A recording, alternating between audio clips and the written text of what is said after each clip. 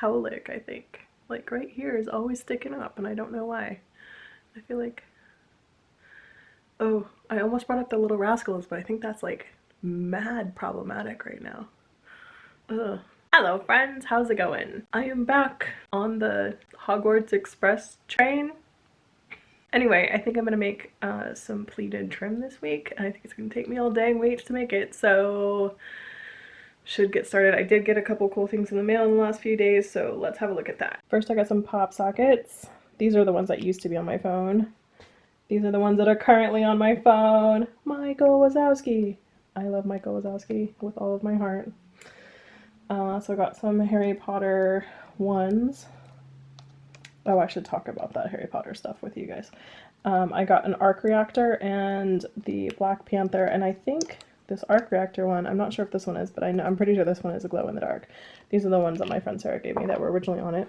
I had a little bougie moment with Lady Detel, who did a Labor Day sale. So that's why I'm moving around so you can see the sparkle on this guy. It's not even coming across, but man, is this mad sparkly in person. Okay, I'm gonna stop making you all seasick. But anyway, these are black diamond Swarovski crystals. Yeah. And this came from my buddy Nikki Leem, who I will link down below. She has a YouTube channel. She is Dutch and lives in the Netherlands, and so she sent me some Tony's chocolate with hazelnut, nut, and some stroopwafel. So I am really excited to eat that. In fact, I'm gonna go off camera and eat these in just a minute. I'm hyped on my mail, which I just got. Yes. All right, let's cut some fabric strips. Okay, so I'm gonna cut one of these and two of the yellows so that I can make pleating to do a test and see if I even like this at all. And then from there, I will judge how big that got and like how much space that took up, and then I will figure out how many more of those I will need to pleat if in fact we do like the pleating. So please hold. I cut one of these last time. It's the same procedure. I'm just gonna draw mine and then cut it, so I'm not gonna show it. Okay, I still need to pink the insides of these, but this is basically what I've got, and I will have the edge of the fabric be 1/2 inch up, so it will essentially look like this, but pleated. So, I mean, I like it. I'm gonna pleat it and find out how it goes. So what I do is I cut, and these are all lined up at the top, as you can see, like all three are here. They're just all cut, like this one's cut at 2.5 inches, this is cut at 3 inches, and this one's cut at 3.5 inches. Then I just do a 1/2 inch fold over on each side. And then what I will do for the two yellow ones right now that I've already done the black is go ahead, I don't know if you can see that, yeah you can. I pinked them so that it won't shed too much. It will still shed a little bit, but it's okay. So I'm gonna pink these and then I'll start pleating them and see how we go. Okay, so traditionally, I hate a pleater board. I hate a pleater board. They don't get along with me. But in the interest of leveling up, and because I want the tiniest little pleats, I am attempting to get my shiz together here and get this pleater board working. So I'm gonna see if I can get this working, and if I can, after a few minutes, I will start a little montage for you guys. Okie dokie, I did manage to make one of these work. So I think what I'm gonna do now is do the other two and see how this looks. Sew them together and then pin them to the bottom of the skirt and see how that looks and see if we like that. And if we do, I will move on with making this. This is approximately 15.5 inches of usable, and I have 102 inches of necessary space to cover, I think, so, or 101. It'll be quite a few of these that we'll have to get made.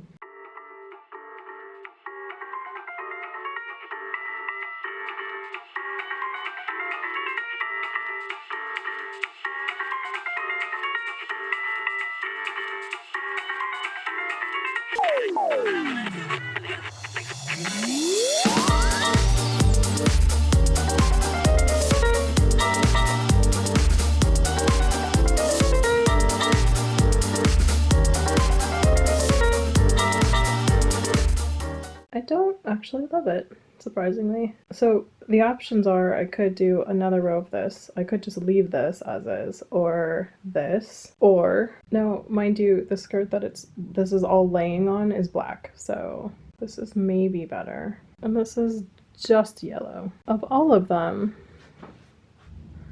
Ooh, it goes really orange from this direction. I like this one the best, but it's weird that it goes completely orange from this direction.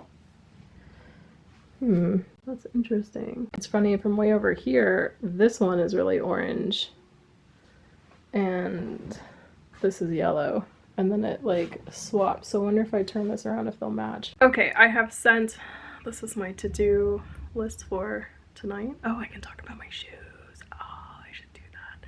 Okay, so I have decided to hold on this like just tonight, so that I send away pictures to people, so I have to wait for those people to wake up so that I can get some opinions from them.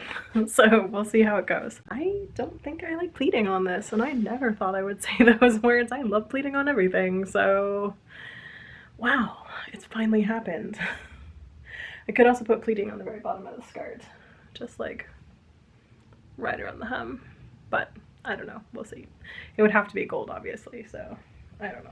Okay, shoes. So I talked to Vicky. I have engaged her services. We are going with bespoke shoes and bougie Londoners, essentially. Like, if you know what Londoners are, I'll put a picture of Londoners here. These are from American Duchess. There's gonna be a pre-order for these again really soon for anybody who wants to order some. So, but they're not in stock right this second, but they will be in stock soon, I guess. So I really like Londoners. In fact, I have 3 pairs of them. So when I told Vicky what I wanted and showed her a bunch of pictures as I went through the internet and looked up, you know, vintage shoes, Edwardian shoes, Victorian shoes, I came back to Oxfords every time. Every shoe I picked was basically some version of Londoner, which is funny because I bought every version of whatever the Londoner shape is from American Duchess. There's like 2 or 3 other shoes that they've had that are kind of this exact same shape. They're just different colors or materials or whatever. I bought all of them because I love them so much. I told Vicky all this, and I told her what I wanted from them, and I showed her some pictures that I have grabbed from like antique magazines and stuff, and she came up with this. So I love this. It's obviously the top shoe in this picture, and I am super into it. I wanted the scallop top. I was so happy that she was able to accommodate that. We have made a little change to this already, and I'm gonna keep that little tiny change as like a little secret, because when you see it, it'll be awesome, but I want to make sure it works first. But anyway, these are basically the shoes I'm getting, so with one tiny change. So it's a 6-month process. So I'm actually gonna go right now to draw my feet for her. I wanted to wait until I got some socks in that are the kind of socks that I will be wearing with this, because you have to do drawings with the sock obviously on your foot that is the sock you're going to wear, or the kind of sock you're going to wear, like the thickness. So I had to wait for those to come into stock, but I have them now. So I'm going to go ahead and draw my foot right now so that I can send that to her. So you can just make a little inch square on there and then scan the thing in and send it to her. So she's looking for leather for my shoes right now while was waiting for socks. So perfect.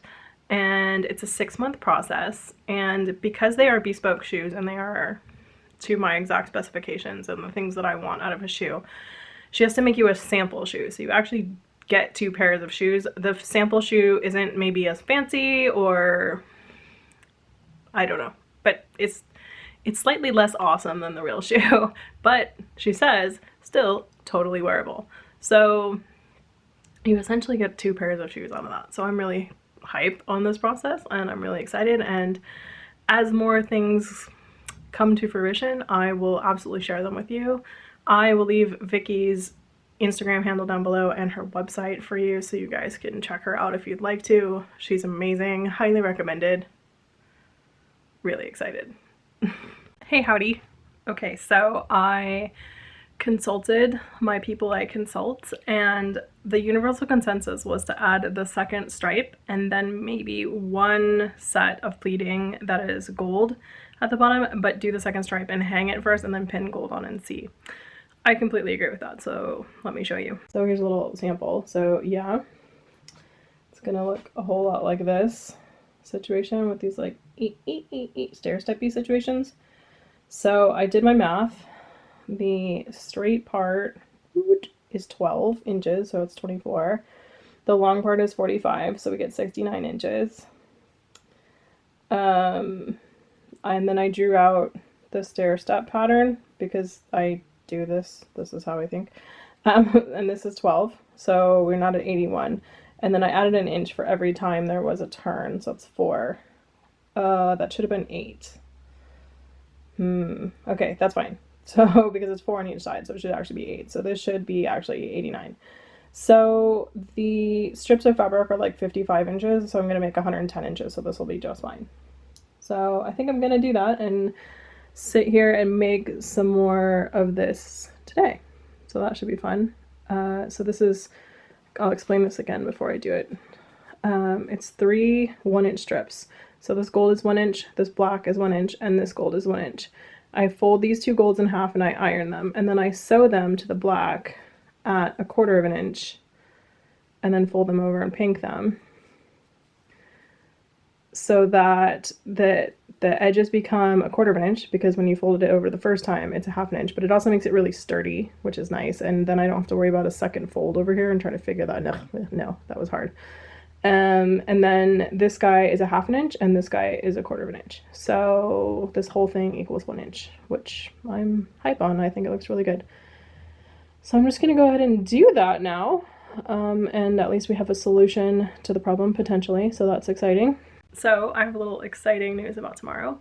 We are gonna go to the Sacramento Antique Fair. Abby and her mother and I are gonna meet up there, which is very exciting. We will be masked. Abby has N95s for us. So that makes me feel a lot better, because even if other people are unmasked, I will be protected. So that's great. Your cloth masks protect everyone else, but they don't protect you from everyone else that's not wearing a mask, because that's not the point. So I wanted something a little stronger than that, and she found an N95, so I'm gonna wear that, and we're gonna go to the antique fair and have a really good time. I think we're probably only gonna be there an hour or two and then go get some lunch, and then that's the day. But it's a 2-hour drive each way for both of us, so fun times, but definitely worthwhile. So I can make some trim now. I will do some montage-y business for you, because people get mad at me when I don't show you sewing. Like, when I don't actually physically show me physically sewing, not even like cutting, because there's cutting in every single one, and I'm like, it's really boring.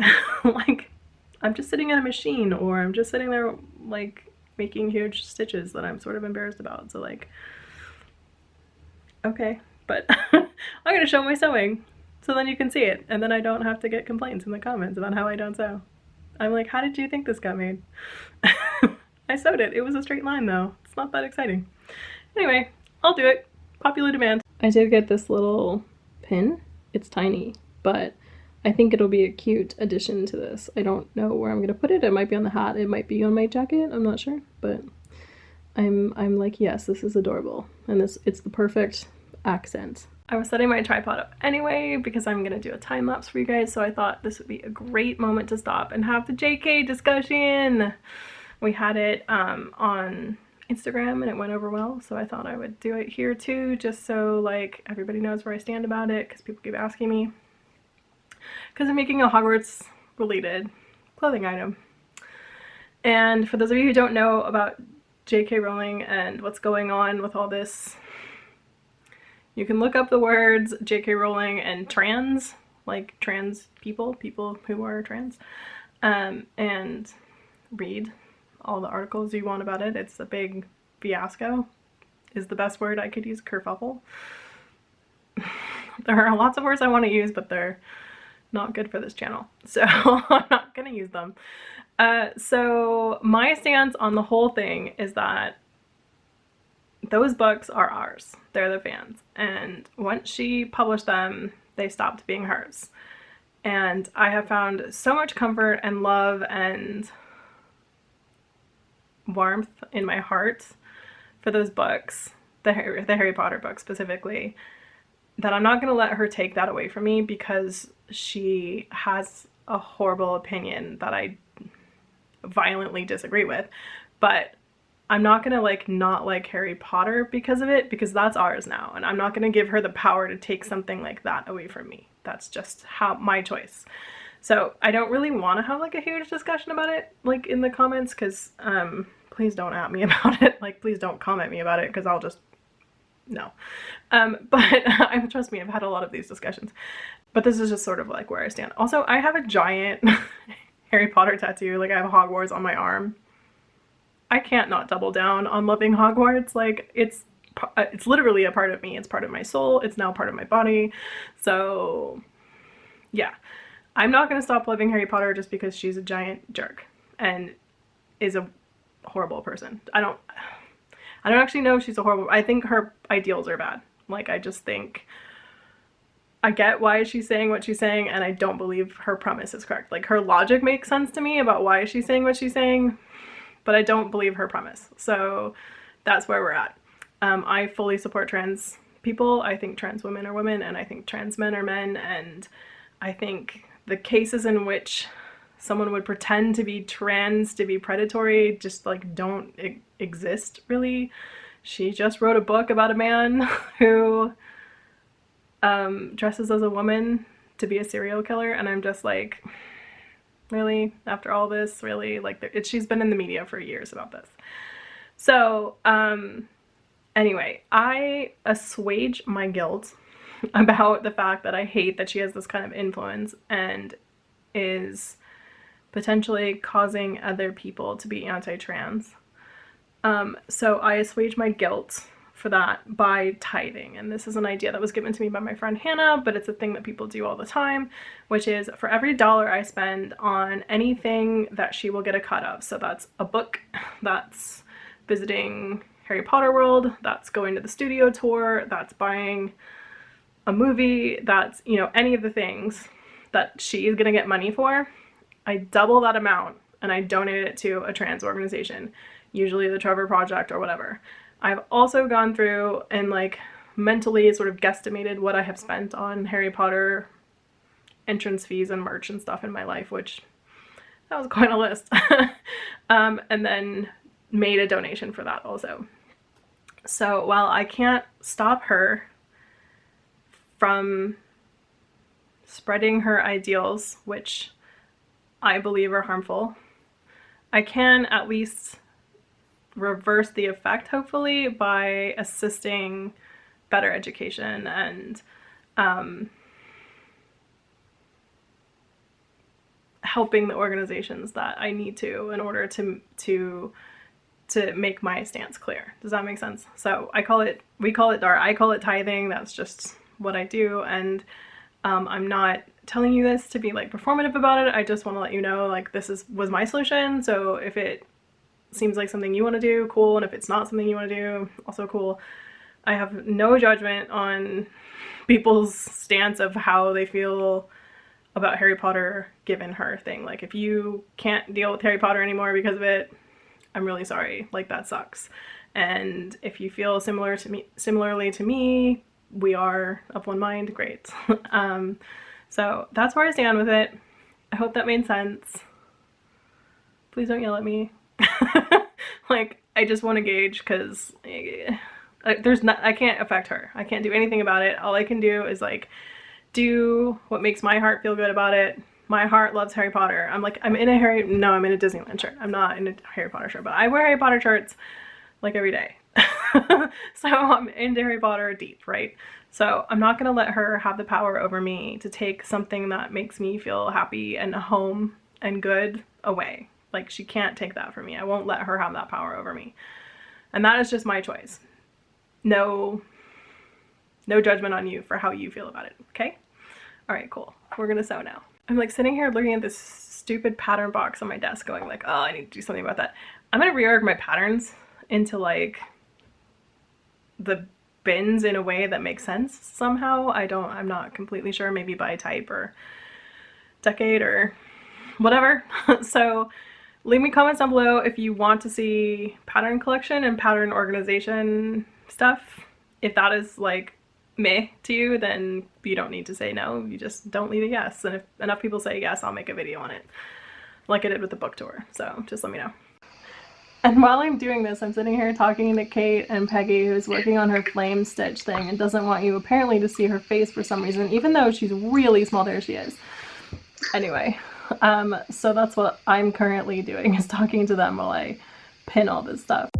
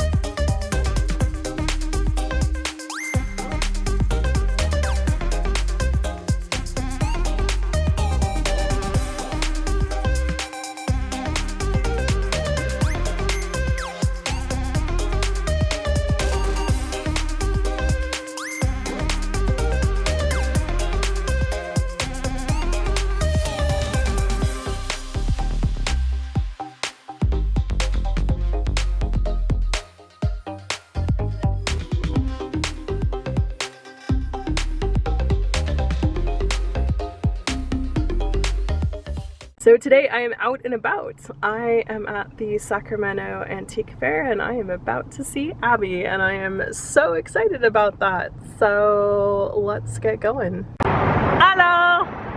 Hello! We got us an Abby and a mom. So we got N95s. Yes. Thank you, Abby. So I don't feel weird about everyone who doesn't have the damn mask on right now. Yeah. Because this thing is now protecting me. So fantastic. So we're just gonna have a peek around and check out the Sac Antique Fair.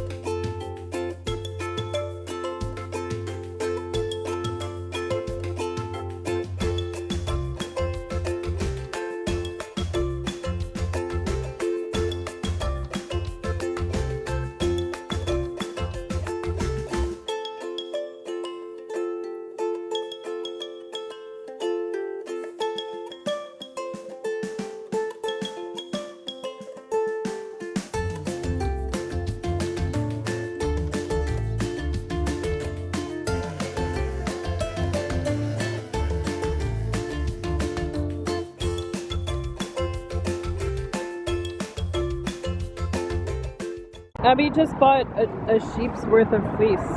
Yay! We both have a fleece now. Yeah. I have fleece. Lots and lots of it now. Abby has lots and lots of it. I have 2 sheep's worth. 2 sheep's worth of fleece for hair and butt pads. So I may have just bought this for $15, guys. And it was in working condition last time the guy saw it. He says it's a 1915. Yeah. This has dates on it here. The inside looks really good, Noelle. Excellent.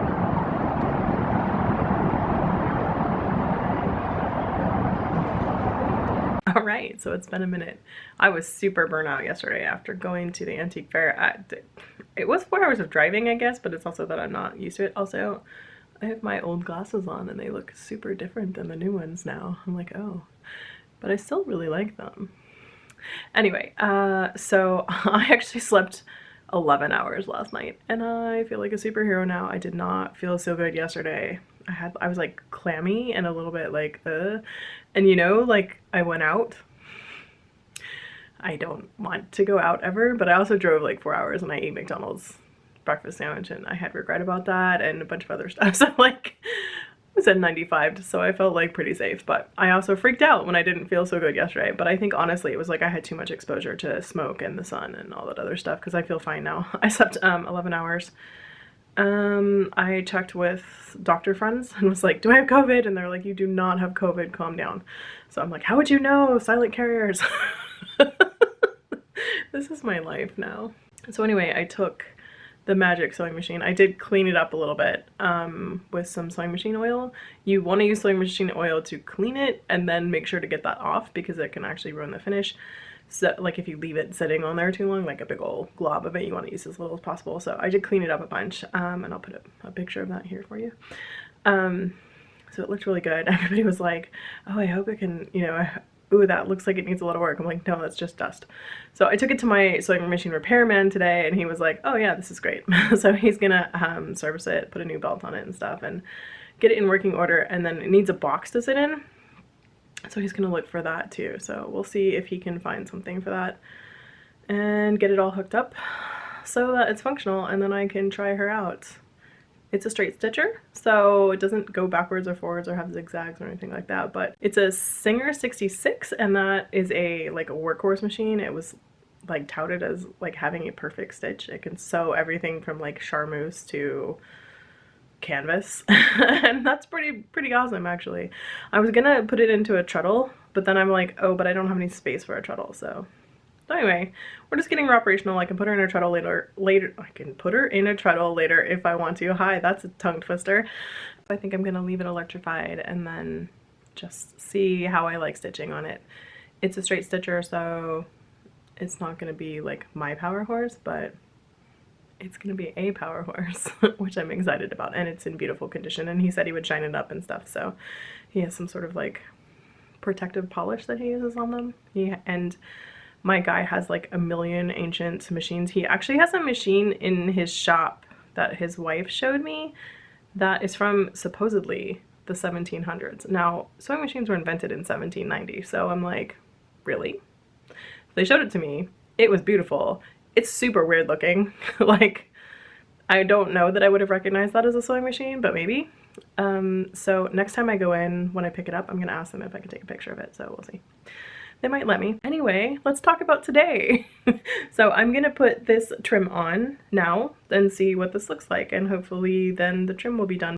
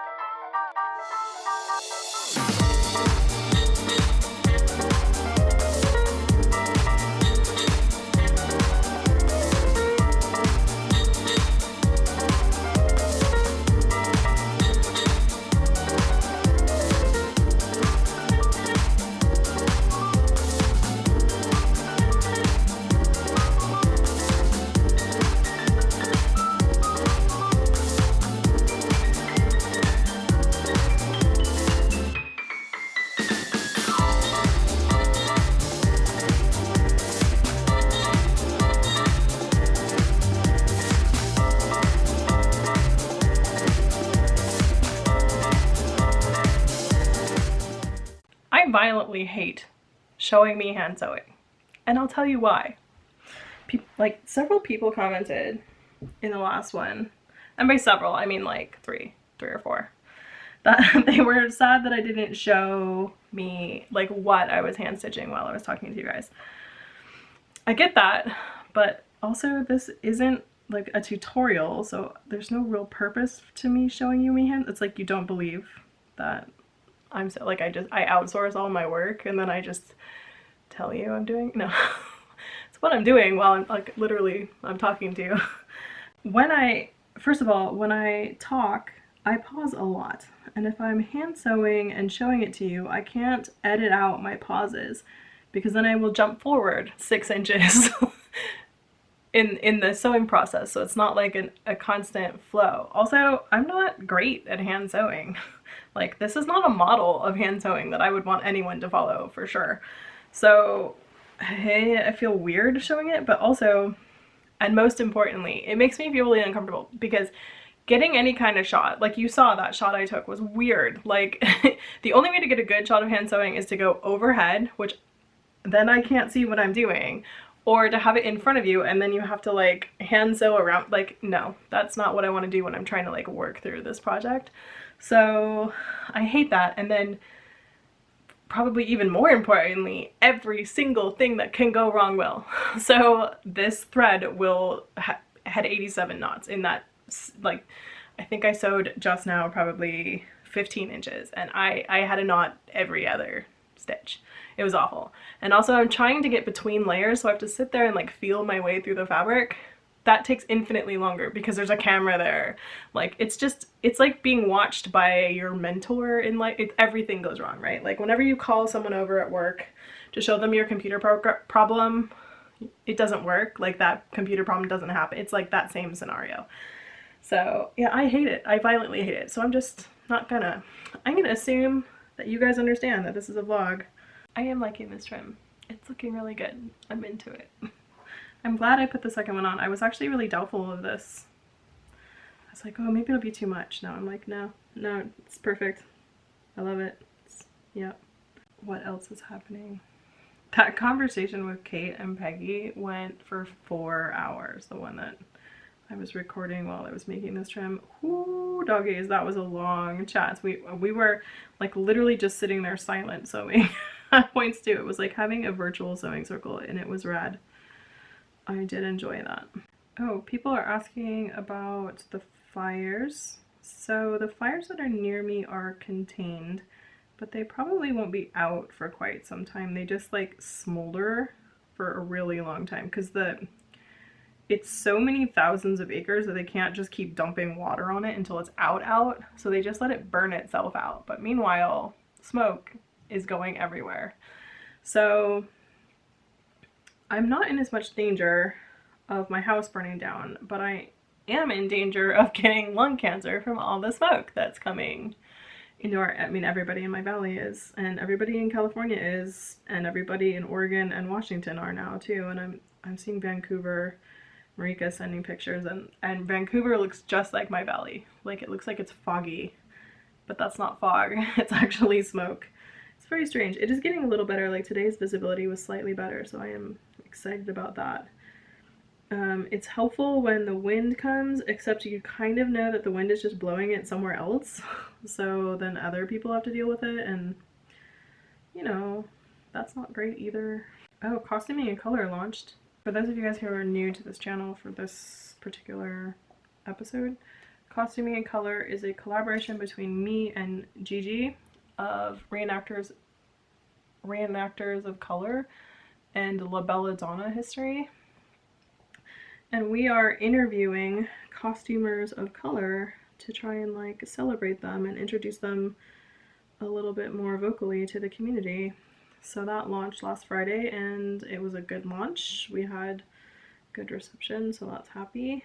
I will leave links to that down below for you guys so that if you haven't seen it yet, you can. Our first episode is just like us explaining the premise, and then I'm interviewing Gigi because she's black and a costumer, so she's a costumer of color.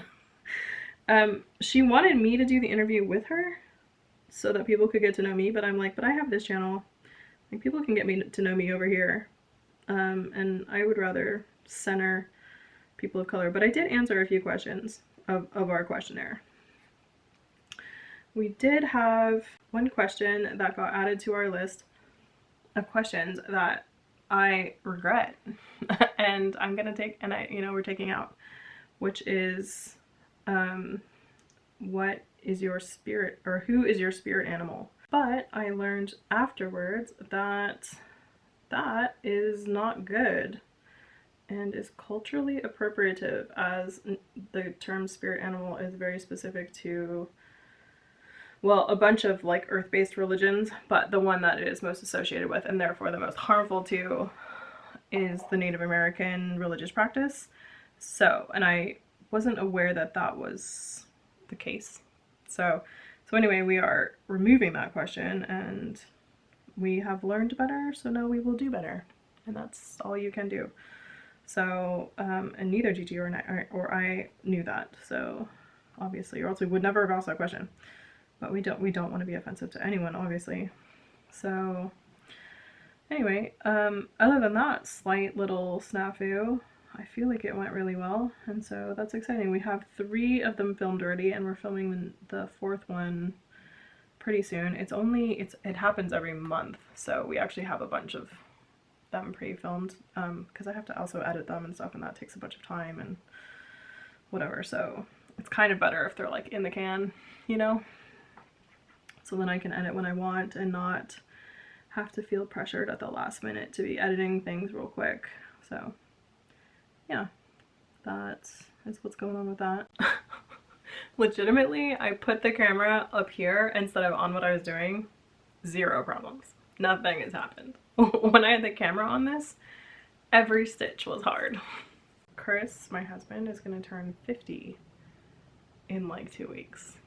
And I bought him a new stereo, which he's already gotten, and because he's an adult, I was like, do you want to wait till your birthday or do you want it now? And he's like, I want it now, now, now, now, now. And I was like, okay, not gonna get anything on your birthday. He's like, that's fine.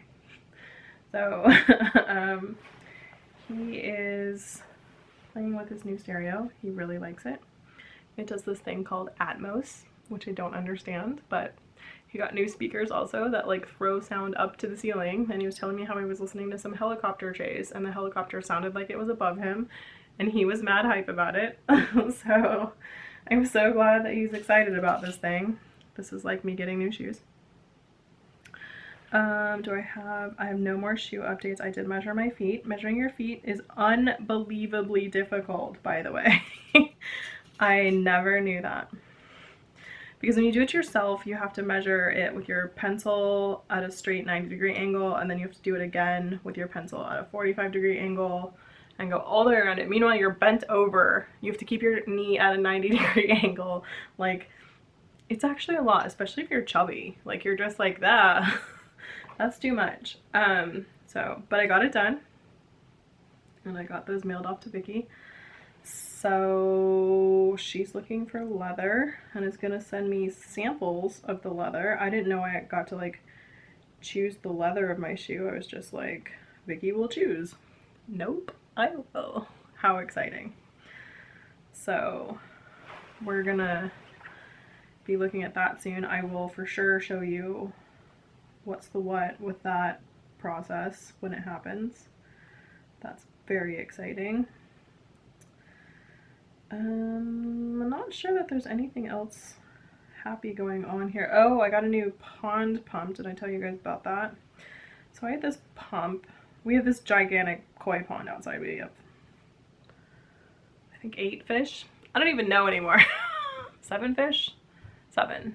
I think we have 4 koi and 3 really big goldfish. So we have a koi pond outside in our backyard. I'm frequently taking, like, my Instagram photos are actually in front of my koi pond. And it's about 2,000 gallons, and it has this pump that runs all the time to run the water through filters and then back down over a waterfall, actually 2 waterfalls, and back into the pond, and that aerates the water so that the fish have something they can breathe. Because if you just leave them in water that's standing, eventually all the air gets sucked out of the water, which is something I didn't really understand until I owned a pond. So We had one that we had a fire at our house. Remember when I told you I had 6 house fires in my life?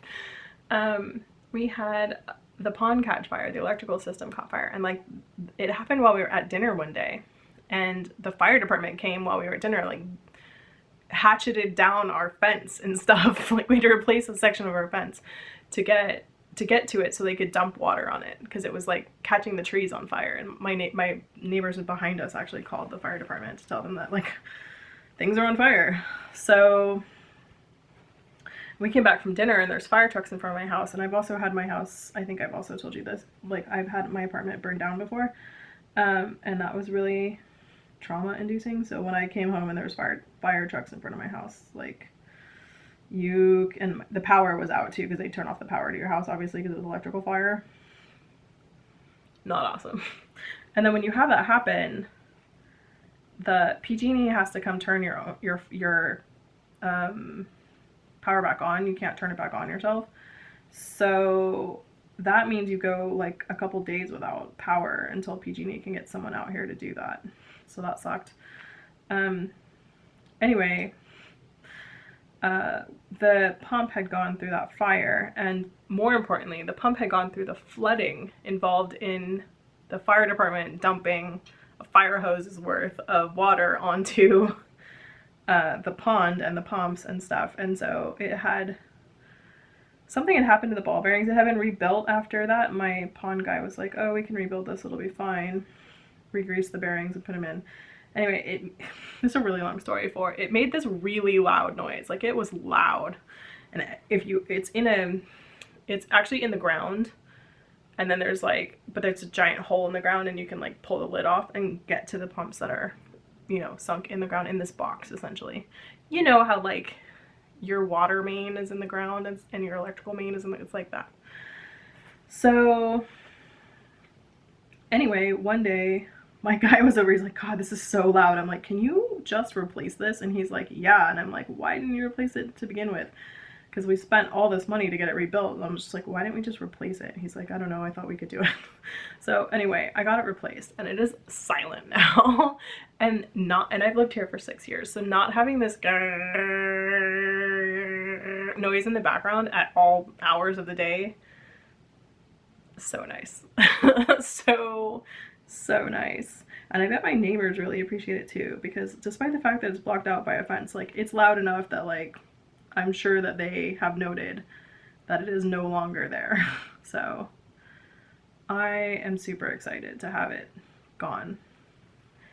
It's amazing when you're a homeowner, like the things that bring you joy and happiness are very not the things as a young adult without owning a home you thought would bring you joy. Like not hearing pond pump noise. So funny. When I look at this at an angle, it looks like Charlie Brown squiggles on his shirt. And I keep hearing the do do do do do do do do song in my head, like the Peanuts theme song in my head every time I look at it. Now everybody who ever sees this is gonna sing that song at me. It's not at an angle though. Well, it is. I mean, like it's at a right angle normally, so I don't think people will see that as much as I'm seeing it right now because I'm sitting here with it at a 45. But our next book for the podcast, Ladies Who Genre, that we are reading is the first book of the Harry Dresden series, Dresden Files. It's called Stormfront, and that series is one of my favorite series of all time. I know there's a bunch of Dresden people on this channel because I see you guys commenting about the Dresden Files all the time, which I really love. So we're gonna, I'm rereading this series because what actually happened was he wrote one book and then it was too long. So his publisher had him split it and add some stuff. So it became 2 books, and one of them came out in July and one of them is coming out in just a few days actually. So we are later, the next one we're actually going to record is us reviewing the last 2 books together. They're not the last 2 books of the series, but they're the most recent 2 books. So we're going to do those ones also. But anyway, because of this, I'm rereading, because I had to reread the first one for the podcast, but then also I wanted to reread the series in general. So I'm rereading the whole series right now, which is cool, and I'm on this book called Ghost Story, which, without giving away too many spoilers, Harry finds himself as a ghost. So you get to find out how the mechanics of ghosts in this universe work, which is pretty cool, through like first person perspective. Which is unusual for a book series, and I very much enjoy. So, and this one actually has a funny story because the person who reads this book, the audiobooks, is James Marsters, who played Spike on Buffy. And I am exactly the right age to be a giant Buffy nerd. So I was hype on James Marsters, and I love he's like such a good reader, actually. He's so good at it. And I love his voice. Although in the most recent books, he actually changed the way his voice is for some of the characters, and I'm like, why did you do that? I didn't love that part. But anyway, he was unavailable for Ghost Story. So the guy, John, I think his name is John Glover, the guy who plays Lionel Luthor, who is Lex Luthor's dad on Smallville, was the reader, and that's awesome and perfect too. Both James Marsters and this guy were both in Smallville, actually. But he was really good, and it was interesting because since he's a ghost, he has a different voice or whatever. Anyway, enough people complained that it wasn't James Marsters that they actually went back, and they don't almost ever do this, and they re-recorded the audiobook with James Marsters. So I am currently listening to the James Marsters version of the audiobook, which I prefer because I prefer Harry's voice to be the same, although I think his name's John Glover, yeah. His voice is actually really good for audiobooks too. Would recommend. So anyway, that's my story about Ghost Story. But I love these books. They make me happy. The thing about the Dresden Files series is the first book is kind of just like a gumshoe novel. He actually wrote it because someone, I think his publisher, told him to write books more like the Anita Blake series, and he was like, those won't sell, blah blah blah, those are garbage. And she's like, just try it. And so he wrote them, and then it turned out to be like his most successful book series. So he stuck with it, but he wrote it like from a gumshoe perspective, like it's like wizard noir. But every, I would say 3 books or so, maybe 4, the world like opens up and opens up and opens up. So like this is the first book series I read where I like the books more and more each time as the series goes on. And he actually got nominated for, I think, a Hugo Award, but he got nominated for it for his 15th book. It wasn't like the first or second book in the series, it was the 15th book in the series. That's really kind of crazy. That doesn't happen very often, where a book so late in the series is the one that gets nominated. And you can jump in at any point, I would say, because he goes back and he does describe stuff, like who people are to him and whatever.